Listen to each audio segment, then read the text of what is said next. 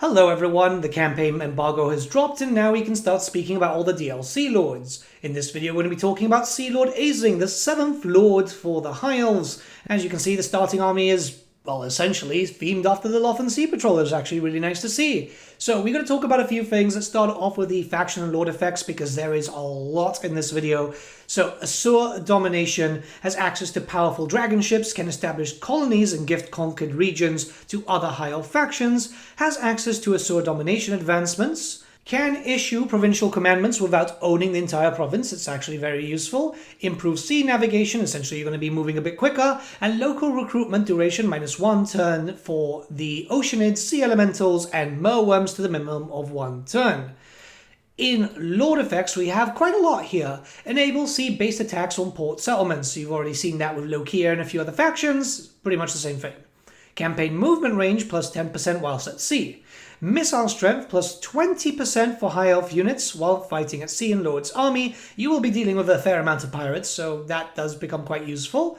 Upkeep minus 10% for Ship's Company, Oceanids, Sea Elementals, and Merworm units in Lord's army. And finally, Iron Hand Captain. It's a few things coming in, and this is all going to synergize with a very, very different campaign for the High Elves. This will be so radically different, it's going to feel almost alien, or at least it did for me for a bit. And what better way to start that off than in the islands in the middle of nowhere? Yes, you're basically isolated. And that's a good thing because your campaign is going to take you across the world. You're going to be able to decide where you want to go. This is one of the very few characters in Total War Warhammer where it starts you off on the journey and then it will give you multiple directions to go from.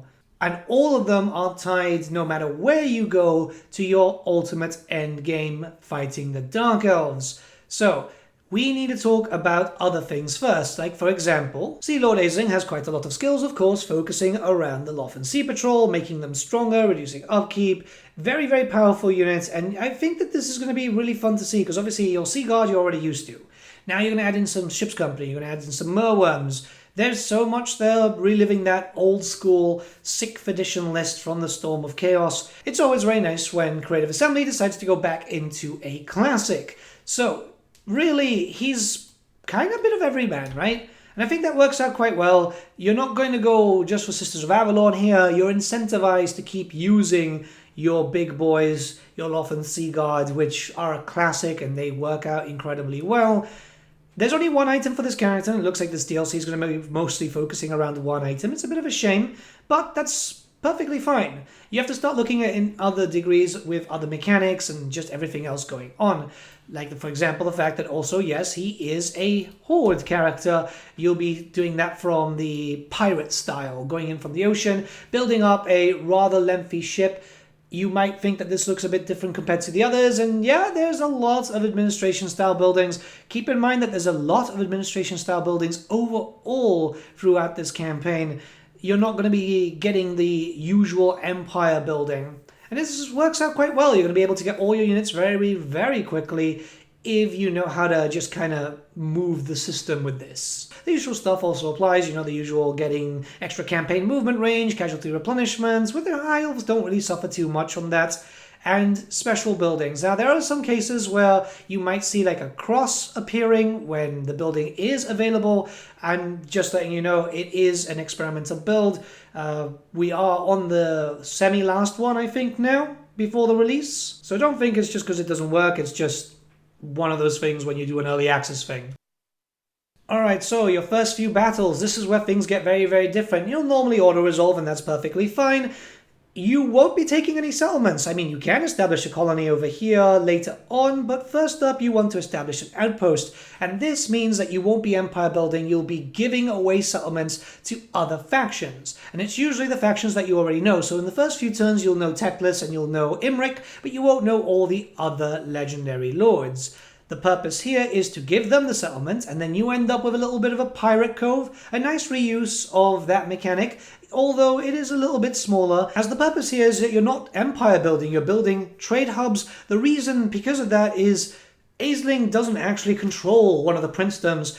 AISLINN goes out there to sort out the problems that the High Elves might be facing, and also you know, re-establishing the colonies, something that they've been trying to do for a while but haven't been able to do so because of the War of the Beard. Instead here, you'll have your defensive buildings, which will actually give better garrisons to your ally, or you'll be heavily incentivized to work with the other elves, but you'll also get some infrastructure buildings to give you some more money or more trade. There's a lot of resources when it comes to this campaign. You'll also notice that there's some landmarks. Landmarks here will still be available to you when it comes to establishing outposts, as you'll be able to just build it up there and get yourself a extra colony, for example, or any other different effects. There are quite a lot of landmarks when it comes to the High Elves, so don't you worry about that. There's quite a lot in this island section too, actually. I think all 3 islands have it. You'll still get settlements, don't you worry, just a lot less than what you're normally used to, and this is where your colonies actually begin.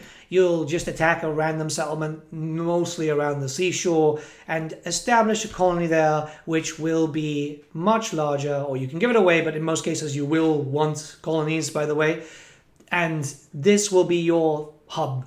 You can recruit some armies from here, you can build up some infrastructure to be able to recruit more, as normal armies are still available to you, and you can take advantage of certain types of landmarks. Keep in mind that landmarks here, right, will work very differently to what you're normally used to. If you control it as a colony, then you've spent a colony point. But if you control it as a outpost, then you'll actually get another colony point to be able to bring in more. You'll also notice here that the infrastructure buildings are very different to your normal High Elf ones. Again, you're going to be building a lot of trade resources. Your main income sources are likely going to be through trade and other means, rather than the usual building up an empire. It's very, very unique for a High Elf campaign, and I actually really do enjoy it. I think it's very nice to have something completely different. It's the same thing if you haven't seen the T'Challa video already. There are a lot, and I mean a lot, of unique things coming in for Tides of Torment for the Legendary Lords. Very vastly different interpretations to other characters within that same race. Alright, let's talk about resources, because there are quite a few, and I feel like there's going to be a little bit of sense of overwhelmness, but don't worry, it actually becomes really easy to go through them. And they all synergize, actually. So, first is Elven Colony Availability, which you get them with Ancient Elven Colonies, leveling up your Assur domination, landmarks, missions, and technology, and they're used to form other elven colonies. Those are the settlements that you will normally control, rather than just the outposts. You can have as many outposts as you can see fit. The next is Elven Trade. So this is a resource that you'll be using for a lot of buildings, and you will gain it from Assur domination, elven colonies, missions, and sea patrol outposts. They become very second nature, so don't you worry about that. They're spent on Assur domination, building construction, elven colonies, sea patrol outposts, and finally some technology, which we'll talk about very briefly here. There is a full section for the sea patrol, and this is obviously going to be tech that, well, benefits your sea patrol units. They're going to be kind of pricey, and you're not really going to get them too early on. Mind you, they are very, very useful, especially as you start getting some supply construction cost reductions for the dragon ships. That's another resource that we'll talk about in a second. You'll build it up, but in most cases, your trade is going to be spent on other things first before you jump into that. To put it into perspective, just in case there are people who are worried, even I came onto it going, oh, this might be a bit much, but actually playing a few turns in, I was like, okay, that's not as bad as it looks. Sometimes it's just like throwing a word salad at you, but once you kind of dissect it, you're like, okay, yeah, this makes sense. The next is dragon ship supplies, and this is what's going to let you get your dragon ships improved upon. So you get this once again through Assur domination, dragon ship construction refunds, elven colonies, missions, sea patrol outposts. But you'll spend it on dragon ship construction and dragon ship upkeep. Yes, there will be some upkeep, and you can't really have loads and loads of dragon ships, but you will get a fair amount, so you can actually have quite the navy patrolling the oceans of the Warhammer Fantasy world. The last resource, barring, usual cash and influence, is dedication. And you'll be getting this through missions, sea patrol outposts, and finally you'll be spending it on Assur domination. Like I said, everything is kind of linked up in its own way, shape, or form, and now we have to talk about Assur domination. There is a lot to go into there. Patrons of Ulf 1 will still exist for you in case you want to do your usual confederation and so on, but you also have a brand new mechanic in the form of Assur domination. This is where you'll be performing your support role, but finally getting your support back. Where there's 3 different sections called Colony Dedication, Outpost Dedication, Dragon Ship Dedication, and you'll also notice Orphan's leaders right below, as you'll be able to get benefits from that too. But let's not get ahead of ourselves. When it comes to the 3 dedications up there, you'll have to spend your resources, your dedication, to be able to get faction-wide bonuses. These can vary depending on where you go, and it's always a good idea to focus on one tree at the very beginning, because once you get to the middle part, you'll be able to get another dragon ship and have another horde moving around, rather than just getting some normal armies. Keep in mind that your dragon ships, being hordes, are incredibly mobile, will be able to recruit on the move. They do showcase a lot more power there than normal lords. I would highly advise that when you start looking through the dedications, find the one that's right for you, because naturally you don't want to spread out too thin and then miss out on dragon ships. Not only that, but you want the bonus that relates to your playthrough first, whilst going through all the other sections afterwards. Personally, I preferred Outpost Dedication because it's allowed me to get more trade up and running, which actually means more money and less relying on the crap stacks, right? I'd like to get some better troops up and running, especially when playing on very hard. I don't want to rely on Ship's Company. I want to start pushing up as fast as possible to get my Lothan Sea Guard with spears, shields, and bows. It's a really cool system, and it shows the fact that your campaign is not centered around you. In most cases, with most campaigns, you're building up an army, you're building up empires. Here, you're supporting other factions, and it's really, really cool. It shows that maybe Creative Assembly are not done surprising us in terms of very, very unique mechanics and very unique campaigns. I played around with AISLINN for a few days now, and yeah, it just feels like I'm doing something completely different. There are a lot of effects, there's so much to really start with, and I've noticed that I've felt more inclined to start a new campaign with AISLINN to try out a different way. Like, for example, as I was recording this, I was going more with Colony Dedication than I was with Outpost Dedication. Just to boost up my colonies a bit, I was kind of curious to see how that was going to work out. And next time, and likely when I go live with this character, it'll focus on Dragon Ship Dedication. So many different buffs, and your faction is going to get so incredibly powerful. It's a slow grow, don't you worry. You're not going to just be getting this all the way to the very end very quickly, because it focuses on the fact that once you get one bonus, it gets a little bit more expensive to get the second, and the third, and the fourth, and so on.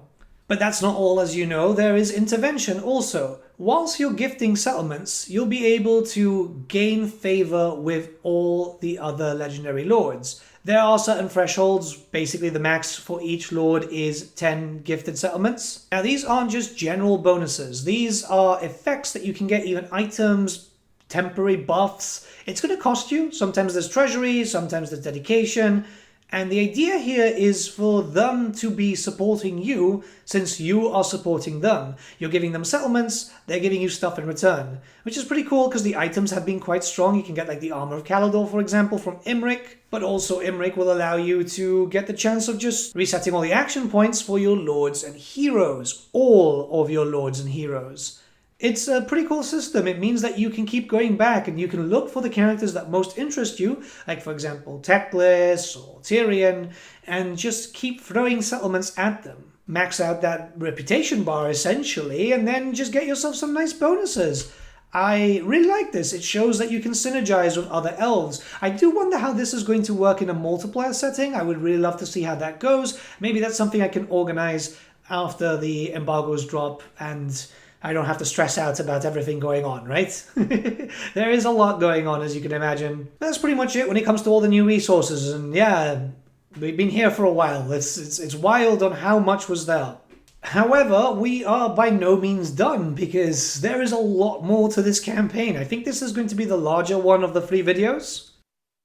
You don't have to own the full province to be able to get the bonuses for your commandments. They're 3 commandments, and none of them are entirely too special, though the control one is very useful for your harder difficulties. But yeah, as you can see here, there's an outpost owned by Teclis, there's a colony owned by myself, and there's also an enemy settlement. So that's something kind of new.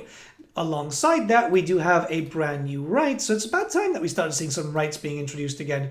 This is the invocation of Mathlan, because the Sea Lord and all of his armies venerate Mathlan above all others, where you can make all your armies unbreakable for ship's company, Loth and Seaguard. Speed whilst fighting at sea is always useful in the island battles. Enables frozen contact effects for your sea elementals and your oceanids for all armies, and also perfect vigor for the mailworm. Very, very useful. You're going to be fighting a lot on islands, so yeah, keep that in mind. You might be wondering, what happens now? You've conquered all the islands. Is that game over? Is that it? No. So, you'll be given a choice. Are you going to go to Ulthuan? Are you going to sail east to Cathay? Are you going to go west to Lustria? Or are you going to stay in the Southlands? And this is where things get pretty cool, right? Like, they'll give you a quest to do something. Like, for example, when you go to Ulthuan, it says take out all the threats inside of Ulthuan. You'll be able to get a new item for that. Yeah, it just lets you go on your merry way. It'll give you a little direction. It'll push you on, and that's where you start doing your victory conditions. And you start finishing off your campaign, basically. You'll have to use the sea lanes, and there are sea lanes exclusive to yourself, which you'll be able to use going back and forth. You guys might have been seeing some streams from people playing where, yeah, the AI doesn't really use them too much. I'm not sure if they can, but you can. And by the way, whilst we're at it, I'll be live today on twitch.tv/thegreatbook of Grudges. Pop by and say hi, you know? The direction itself is quite good. It'll basically give you something to do whilst you're building up your dragon ships and getting ready for the final battle. The Ulthuan stuff is kind of worth it if you're looking on the idea of getting some bonuses with some of the lords there, making sure that they stay alive so you can eventually confederate them and get some good bonuses from that, because they will get destroyed. The Ulthuan right now suffers a lot, right? You've got Noctilus really rampaging through it, and then everyone else in Nagaroth just decides, no, Ulthuan's the perfect place to settle. The donut is definitely a mosh pit, and you need to be the guy to rescue it. That's part of your job, after all. Or, you know, just ignore it and go somewhere completely different. It's really up to you.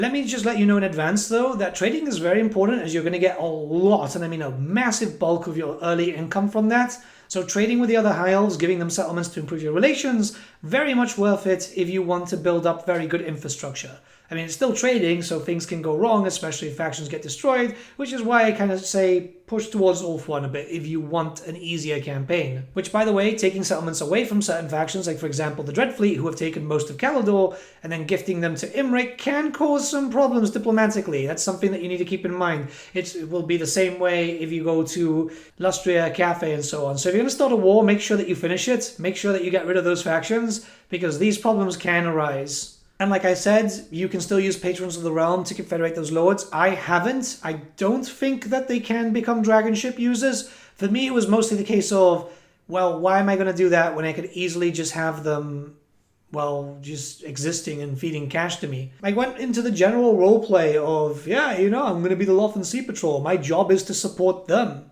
And it kind of worked out quite well. I had a lot of fun with that. Like I said, depending on how you play, it won't be too long until you get yourself another dragon ship, and it could be faster than 25, but I was just kind of mucking around, just doing random stuff. And yeah, best way to go is getting that dedication done, getting yourself a dragon ship from there.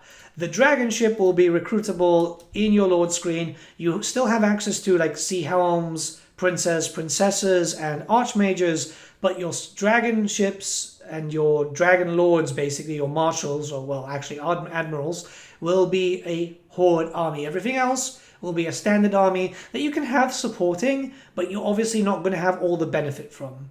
It's just in case if you want to field more forces to protect any outposts and so on, but in those cases, you know, you're going to be fine. The great thing about the admirals is they got dedicated skill lines, so again, there's one or the other, and they can dedicate to other gods if you so wish. But they definitely work as very good lords, have all the options that you need from there. It's very much, again, focusing like the Vampire Coast, where you can have normal armies, but you can just kind of save up and get yourself your really big boys with their own specialized trees and everything. I like it. It's like playing Vampire Coast and, well, it's like playing the anti-Vampire Coast, which is pretty damn cool. Rather than causing problems and havoc and all the usual stuff, here you are being the good boy, right? It's weird because in most cases I gravitate to like the evil factions like Sunesh and the other chaos ones, but this was genuinely really fun to play with. Alright, we're getting near the end, but I had to switch over to Tyrion because Caradhrian is your brand new legendary hero, and unfortunately, it's just faster with Tyrion, which as soon as you get your first quest, which is usually around rank 9, I think, or 10, you'll get access to the quest that'll say, build up a Shrine of Assurian. This is the biggest fake out ever, because you'd think after that, it's like, oh great, you know, one more quest after that, maybe kill a bunch of enemies and that's it.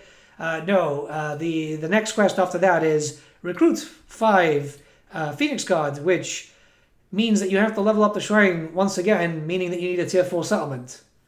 It's a bit of a stretch and a bit of a distance to reach into, since you're going to be building up your lower tier settlements anyway first to get some defenses in, so you don't have to deal with the Vampire Coast raiding you, or, well, anything else just coming in, you know?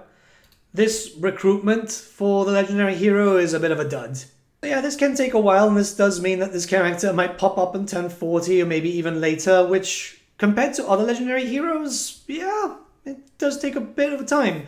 Now, that being said, he's pretty good at a number of things, right? Because he can reduce, and I mean dramatically reduce, the upkeep for Phoenix Guard, making them a lot more viable, alongside buffing them up in combat capabilities, and also your Phoenixes, basically anything that's got to do with fire, yeah, he'll do that. He'll even boost up some spellcasters for that too. Very good to see, very, very good to see. He's not my favorite legendary hero that we've had, but hey, you know, this is what he does on the tabletop, so it's kind of expected. And he does have his Phoenix mount, which is nice, alongside a chariot and a horse when he's going up there. And true to the lore, doesn't speak, which is cool. So let me tell you about my experience with this campaign. As you can imagine, it's very, very different to the other High Elves, and I mean completely different. Whereas we've had stuff like this in the past, where there's always been like a little bit of difference. This is really drastic. Again, once again with T'Challa, it's good to see Creative Assembly experimenting a little bit more, and going into the story aspect of this, it's really important to take the lore into account when creating mechanics. I've liked this experience. It's definitely something I want to do in the future. I've spoken to another content creator about potentially him playing Tyrion with me playing AISLINN, and we can kind of support each other and stuff. Like, that would be kind of fun. I could see quite a lot of fun co-op action here. And even by itself, you've got the story, you've got the maritime, you've got a fresh experience.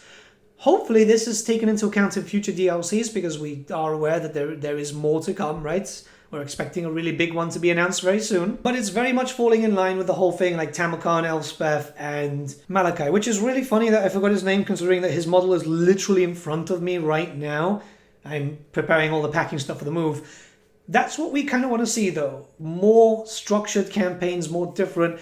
The idea here is every time that you fire up a specific race, if you can get a completely different campaign each time, even if it's very similar, like for example what's happened with Tyrion and Teclis, then it's kind of worth it. There's replayability. It adds to being able to play your favorite race over and over again, but trying a different lord. I'm fairly impressed with what's happened here with AISLINN, sailing around, forming up essentially quite a powerful navy, and protecting the High Elf factions rather than building up my own empire. It's definitely something that I wasn't really expecting. I was expecting build an empire and then still have a navy, but that's it. I was expecting Vampire Coast, essentially, right? This is a very fun take on what was essentially brought in with the Vampire Coast, but made it the complete antithesis.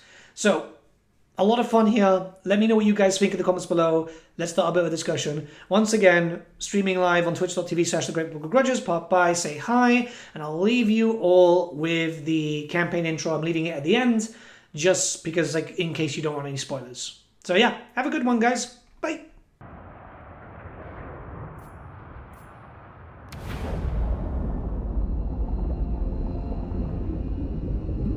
The waters take what they will, and yield to no one,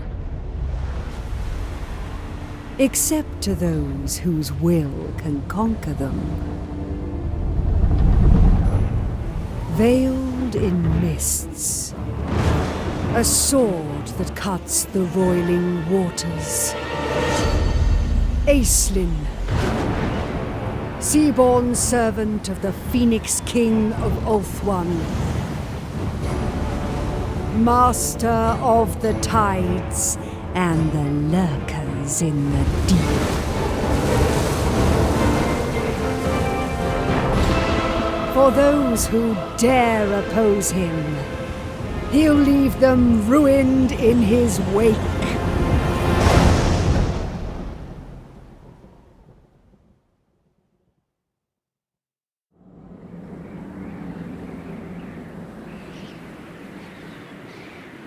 Those who dare defile Ulthuan shall see neither mercy nor future.